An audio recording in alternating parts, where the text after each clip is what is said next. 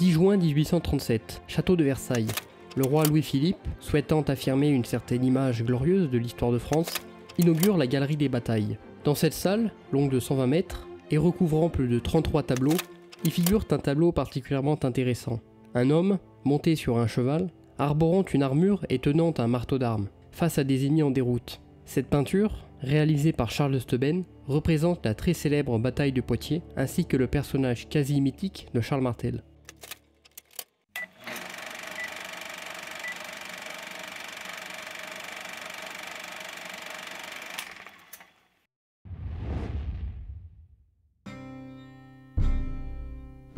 Avant de parler de la bataille, il convient de préciser le contexte politique du royaume franc. À partir du 7e siècle et jusqu'au 8e siècle, le royaume franc est divisé entre l'Austrasie, la Neustrie, l'Aquitaine, la Bourgogne et la Provence. La dynastie mérovingienne connaît un lent déclin depuis le 7e siècle et les rois mérovingiens, installés en Austrasie, peinent à contrôler l'entièreté du royaume.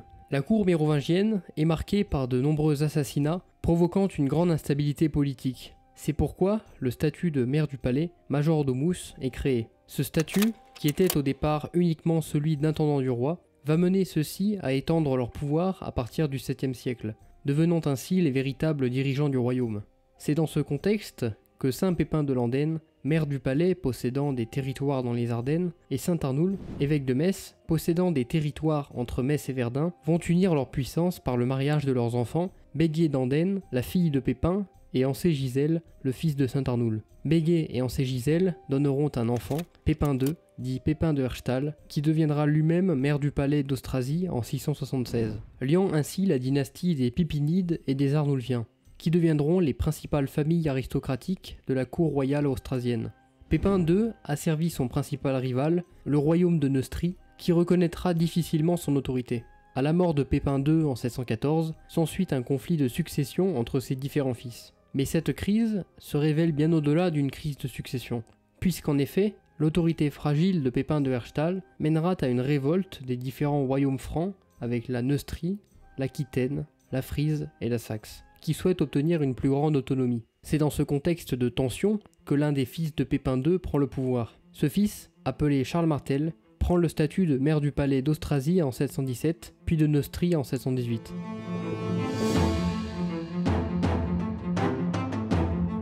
Son surnom de Martel, signifiant en ancien français marteau, proviendrait de sa pugnacité au combat, notamment lors de ses nombreuses guerres de réunification du royaume de Francie. Comme les maires du palais précédents, Charles jouit d'une grande autorité, jusque dans le choix de la mise en place des rois sur le trône de Francie, mettant ainsi à la mort du roi Chilpéric II, le roi Thierry IV sur le trône mérovingien. Cependant, depuis le début du 8e siècle, le royaume franc doit faire face à une importante menace extérieure.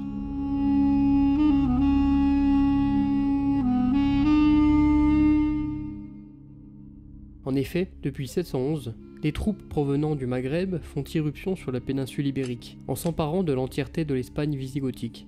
L'Empire omeyyade est un empire politique et religieux installé à Damas. Cette dynastie est la première à prendre le titre de calife des musulmans au 7e siècle. Au 8e siècle, les Omeyyades s'étendent à l'est jusqu'en Perse, au nord sur une grande partie des terres byzantines et au sud sur l'entièreté de l'Afrique du Nord. Cet empire est cependant affaibli par de nombreuses divisions politiques, notamment avec la dynastie abbasside qui provoquera sa chute en 750.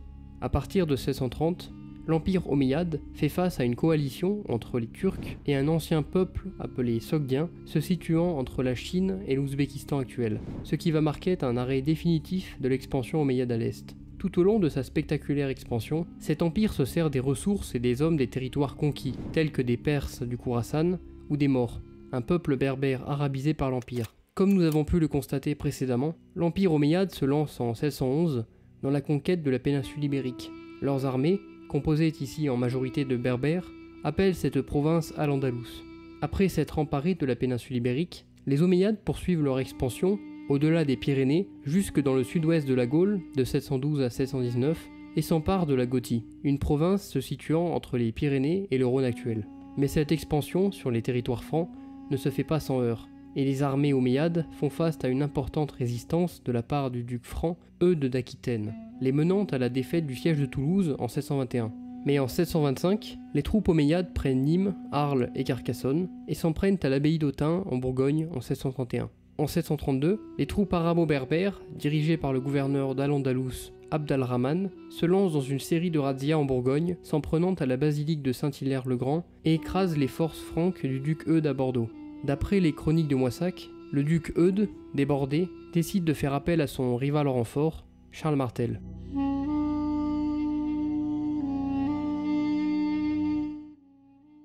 Le lieu exact de la bataille de Poitiers reste inconnu. En effet, plus de 38 lieux proclament être celui de cette bataille. D'après les sources actuelles, cette bataille se serait produite aux alentours de Vourneuil-sur-Vienne, aux alentours de Tours et Poitiers. Quant à la date exacte, selon les chroniques de Moissac, la bataille aurait eu lieu en 732. Les sources musulmanes, quant à elles, mentionnent la bataille du samedi 25 octobre. D'autres sources chrétiennes mentionnent la date du 17 octobre 733. Malgré ces doutes quant au lieu et à la date exacte de cette bataille, le déroulement de celle-ci nous est très détaillé par les chroniques mozarabes, tel que ce passage décrivant la violence de cette bataille, écrite par des moines chrétiens espagnols en 754. Les deux adversaires se harcèlent pour choisir le lieu de la bataille, puis enfin se préparent au combat. Mais pendant qu'ils combattent avec violence, les gens du nord demeurant à première vue immobiles, comme un mur serré les uns contre les autres, telle une zone de froid glacial.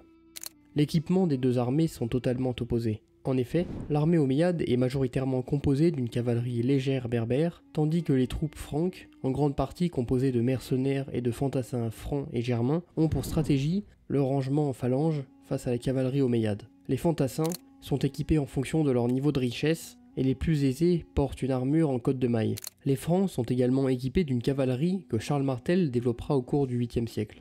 L'ampleur de cette bataille reste conséquente. Certaines sources mentionnent plus de 20 000 Omeyyades face à 15 000 Francs, bien que ces chiffres restent contestés par nombre d'historiens. De plus, les textes arabes appellent la bataille Balat al-Shuhada, signifiant la chaussée des martyrs, en raison de la proximité de la bataille avec une chaussée romaine. Des deux côtés, cette bataille fut décrite comme une bataille d'une violence sans précédent. Au cours de cette violente mêlée, le gouverneur Abd al-Rahman est tué, provoquant une panique du côté omeyyade, menant à une débâcle des troupes arabo-berbères. Plusieurs raisons expliquent la défaite arabo-berbère. La première est la distance des troupes omeyyades de leur base. Les troupes se trouvèrent en effet à plusieurs centaines de kilomètres de leurs provinces les plus proches, rendant le ravitaillement pratiquement impossible. Une autre raison est évoquée par certains historiens, puisqu'en effet, le butin récupéré par les pillages et les familles des soldats omeyyades les accompagnant en campagne aurait été l'un des facteurs dans la défaite musulmane, empêchant une exécution correcte des manœuvres militaires. Enfin, la dernière raison est stratégique, car la cavalerie musulmane dut se heurter aux murs de lances et de boucliers des phalanges franques,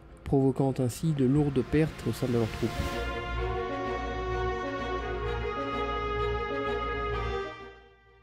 Quant à l'impact de cette bataille, celle-ci est un des facteurs ayant permis à Charles de légitimer son pouvoir sur la Gaule, lui permettant ainsi de poursuivre ses campagnes militaires à travers les territoires du royaume franc perdus depuis la fin du 7e siècle. Charles Martel va également développer le système de vassalité, dans lequel le seigneur rétribue ses vassaux, appelés leudes, en terre. Bien que ce système exista déjà depuis les débuts de la dynastie mérovingienne, la grande nouveauté est ici le fait que Charles réussit à détruire ce lien entre le roi et ses vassaux, en s'emparant de ses terres, ainsi que de celles de l'Église, renforçant le pouvoir des familles austrasiennes. Ces vassaux deviennent désormais d'importants chefs de guerre au service de Charles, développant ainsi la première forme d'un état guerrier féodal. Cette puissance militaire va permettre à Charles de se lancer dans une politique d'expansion du royaume, qui deviendra plus tard un empire sous le contrôle de son petit-fils Charlemagne. Car Martel va en effet être responsable de la chute de la déclinante dynastie mérovingienne, menant à l'avènement de sa famille, les Pépinides, sur le trône franc, permettant la création de la dynastie carolingienne, lorsque son fils Pépin le Bref devient roi du royaume franc en 751, remplaçant ainsi le dernier roi mérovingien Childéric III. Mais l'idée d'une union du monde franc contre le monde omeyyade se heurte à un mythe. Car en effet, avant la bataille, en 729, le duc Eudes, n'ayant pas réussi à repousser les Omeyyades à travers les Pyrénées, dut faire alliance avec un chef berbère de Cerdagne hostile au Wali. Charles Martel se servira de ce prétexte pour entrer en guerre avec Eudes et sera l'une des raisons de l'intervention du Wali Abd al-Rahman en Aquitaine, afin de châtier le chef berbère rebelle et le duc Eudes. C'est d'ailleurs afin d'affaiblir son rival que Charles décida de laisser les Omeyyades ravager l'Aquitaine pendant 6 mois avant d'intervenir. Le véritable perdant de la bataille du Poitiers n'est autre que le duc Eudes, qui voit ses espoirs d'indépendance complètement évanouis. Il fallut cependant attendre une seconde expédition de Charles contre le fils d'Eudes, Hunald, afin de définitivement intégrer l'Aquitaine au royaume franc. Mais cette victoire est loin d'être définitive, car en effet, Poitiers n'entraînera pas le retrait des troupes omeyyades du territoire franc, comme nous le montre la défaite du siège de Narbonne en 1637, ainsi que les différents raids musulmans de 1634, 1636 et 739. Concernant l'Empire omeyyade, selon l'historien William Blanc, l'Empire omeyyade est avant tout centré sur la Méditerranée et la conquête de Constantinople, que sur la conquête de la Gaule et de la péninsule ibérique une dizaine d'années plus tôt. Les nombreuses expéditions menées par les troupes arabo-berbères, excepté celle de 1632, n'auraient servi qu'à s'emparer de richesses afin de rémunérer les troupes. Les raids ne s'arrêtant qu'à partir de la révolte berbère au Maghreb, qui sera responsable d'un arrêt du ravitaillement de Damas dans la péninsule ibérique, et qui provoquera des troubles parmi les troupes à majorité berbère dans la péninsule ainsi qu'en Gaule. Enfin, l'idée d'une bataille opposant deux religions n'est pas perçue comme telle par les belligérants. Les chroniques mozarabes, rédigées à partir de 754 par des moines chrétiens espagnols, ne mentionnent aucunement les camps par leur appartenance religieuse. Les troupes musulmanes y sont ici qualifiées de païennes, tandis que le concept de djihad, guerre sainte, n'apparaîtra qu'à partir du IXe siècle. Selon l'historien médiéviste français Philippe Contamine, la bataille de Poitiers n'a pas été sans importance ni sans conséquence. En effet, qualifiée de simple escarmouche par les uns, une bataille décisive ayant changé le cours de l'histoire de France par les autres, cette bataille continuera de défrayer les chroniques, notamment la Troisième République, née dans la défaite de 1870, qui, cherchant un moyen d'effacer celle-ci, utilisera la bataille de Poitiers dans ses manuels scolaires, tels ceux de Ernest Lavis, comme un moyen servant à démontrer la capacité du peuple franc à repousser toute invasion étrangère. Bien que cette bataille n'ait pas repoussé, comme nous l'avons constaté, les troupes omeyyades du territoire franc.